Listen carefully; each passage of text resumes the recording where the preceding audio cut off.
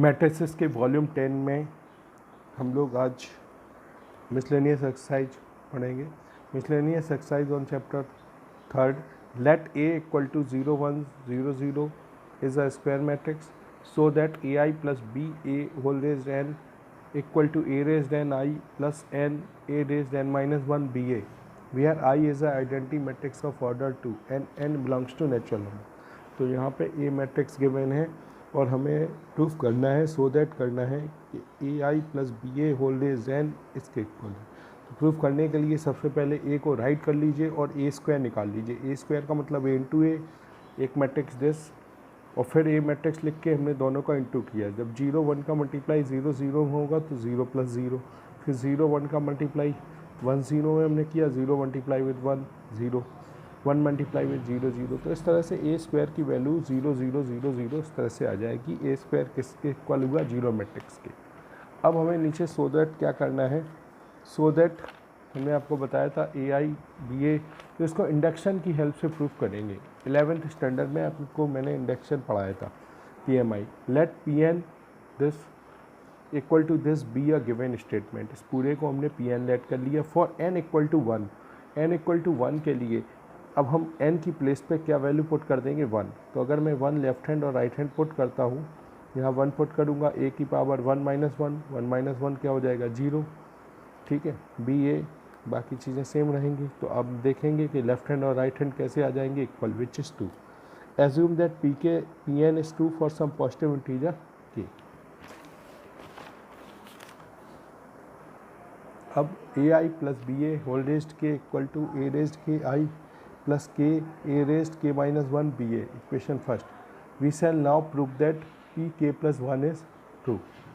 AI plus BA whole raised k plus 1 equal to AI plus BA whole raised k AI plus BA।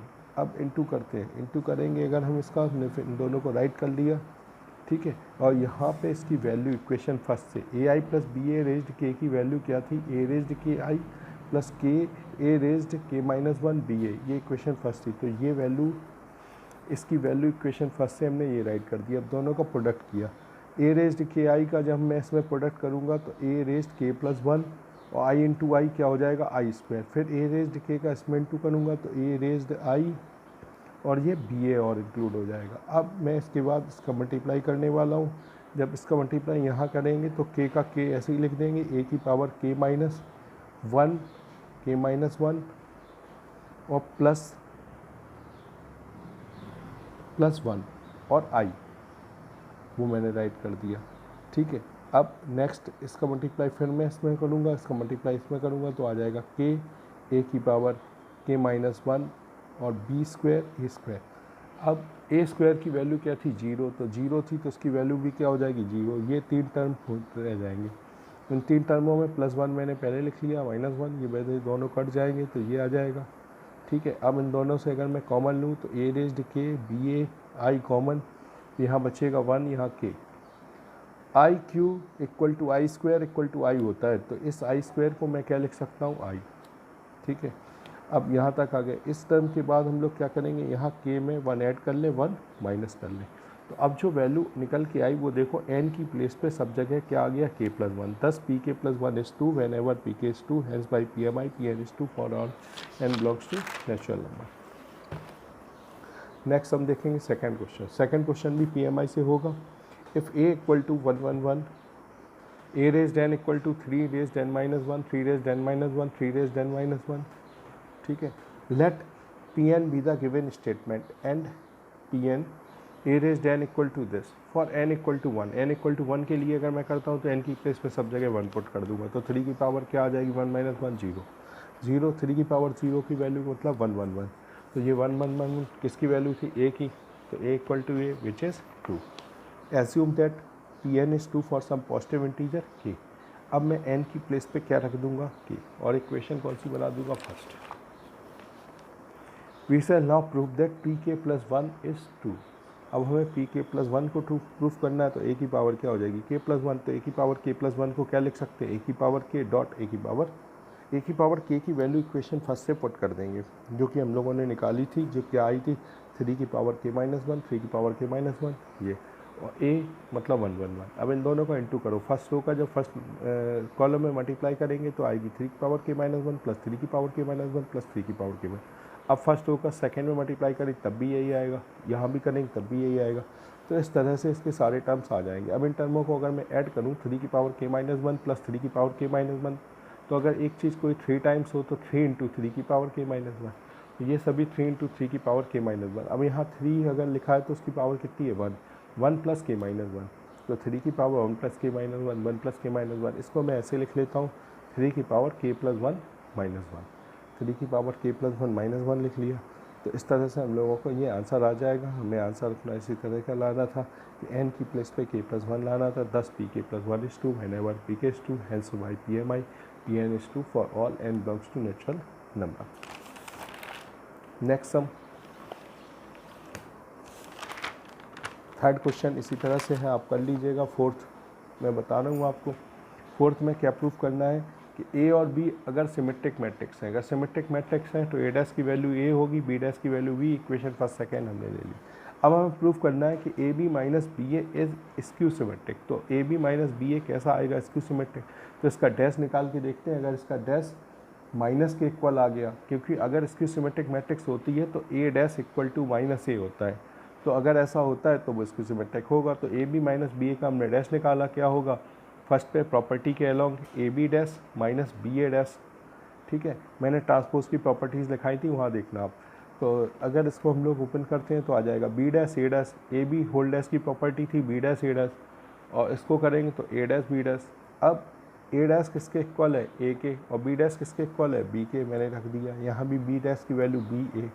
तो अगर मैं इसमें negative का sign common ले लूँ, मैंने नेगेटिव का साइन कॉमन लिया तो ए बी प्लस का हो गया, बी ए का हो गया। 10 A B minus B A is skew symmetric, क्योंकि A B minus B A dash की वैल्यू अगर minus A B minus B A के इक्वल हो गई तो ये क्या है स्क्यू सिमेट्रिक। क्वेश्चन में ये प्रूव करना था कि अगर ए और बी सिमेट्रिक है तो A B minus B A कैसा होगा स्क्यू सिमेट्रिक प्रूव हो गया। ठीक है, नेक्स्ट इसी तरह का फिफ्थ क्वेश्चन है। Fifth question, so that the matrix B dash A B is symmetric और skew symmetric matrix according to A is symmetric और स्क्यू सिमेट्रिक। तो ए पे डिपेंड है बी डैश ए बी, ये प्रूफ करना है कि अगर ए कैसा है सिमेट्रिक है तो बी डैश ए बी भी कैसा होगा सिमेट्रिक, और अगर ए कैसा है स्क्यू सिमेट्रिक है तो बी डैश ए बी भी। तो मैं सॉल्व करता हूँ। इफ़ ए सिमेट्रिक, अगर ए सिमेट्रिक है तो A dash equal to A dash की वैल्यू किसके इक्वल होगी ए के, और B dash A B whole dash equal to, खोलेंगे प्रॉपर्टी लगाएंगे तो ए बी डैश फिर B dash dash, B dash का डबल डैश हो जाए, डबल ट्रांसपोज हो जाए तो भी हो जाता है। इसको खोल देंगे तो बी डैश ए डैश। अब ए डैश की वैल्यू किसके इक्वल है ए के, रख दी, तो बी डैश ए बी का होल डैश किसके इक्वल आ गया बी डैश ए बी के। ठीक है, फ्रॉम इक्वेशन फर्स्ट से मैंने ए डैश की वैल्यू ए पुट कर दी है। 10 B dash A B is symmetric, क्यों, क्योंकि इसके ट्रांसपोज की वैल्यू इसके इक्वल आई। 10 B dash A B is a symmetric, कैसी आ जाएगी सिमेट्रिक। अब लेट कर लेते हैं दूसरी कंडीशन के सेकंड लेट कर लेते हैं। A is skew symmetric matrix, A कैसी मैट्रिक्स है स्क्यू सिमेट्रिक, तो A dash equal to minus A, तो ए डैश की वैल्यू माइनस ए, इक्वेशन से सेकंड लिख लिया। अब बी डैश ए बी का होल डैश तो ए बी डैश और बी डैश डैश, तो A B dash A B का whole dash equal to A B dash, और बी दो डैश है तो एक डैश कर देंगे बी, और यहाँ B dash A dash B. अब ए डैश की वैल्यू क्या हो जाएगी माइनस ए। ठीक है, मल्टीप्लाई करेंगे minus B dash A B, so B dash A B whole dash equal to minus B dash A B. 10 B dash A B is a skew symmetric matrix, कैसी matrix हो जाएगी skew symmetric matrix. Last है, for what value of X, seventh X की वैल्यू निकालनी है। एक ये मैट्रिक्स है, ये तीनों मैट्रिक्स हैं, तो इस मैट्रिक्स का ऑर्डर क्या है 1 इंटू 3, इसका क्या है 3 इंटू 3, और ये आपको पता है कि इसमें 3 रोज़ हैं तो 3 इंटू 1। तो हम फर्स्ट 2 का पहले प्रोडक्ट करेंगे। हो सकता है प्रोडक्ट क्या, इसके कॉलम देखो 3 हैं टोटल नंबर और यहाँ 3 है, तो हो सकता है, और नई मैट्रिक्स बनेगी वो 1/3 की बनेगी।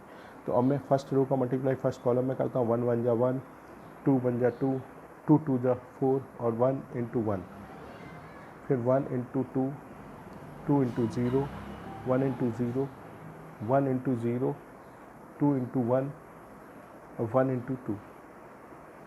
ठीक है, इस मैट्रिक्स को लिख दिया। अब इसको सॉल्व किया, 1 1 जा 1, 2 2 जा 4, 1, तो ये आ गया 1 + 4 प्लस, अब यहाँ 1 2 जा 2 0, यहाँ पे हमने किया तो 2 2 4, तो 6 2 4 0 2 x। अब इसका इंटू करो, 6 2 4 0 2 x, 6 into 0, 2 into 2, 4 into x, और यहाँ 0, तो 4 + 4x = 0, 4x = -4, x = -4/4, x = -1। तो इन क्वेश्चंस को कंप्लीट करिएगा। नेक्स्ट सेशन में मैं रिमेनिंग सम्स आपको और कराऊंगा। Thank you.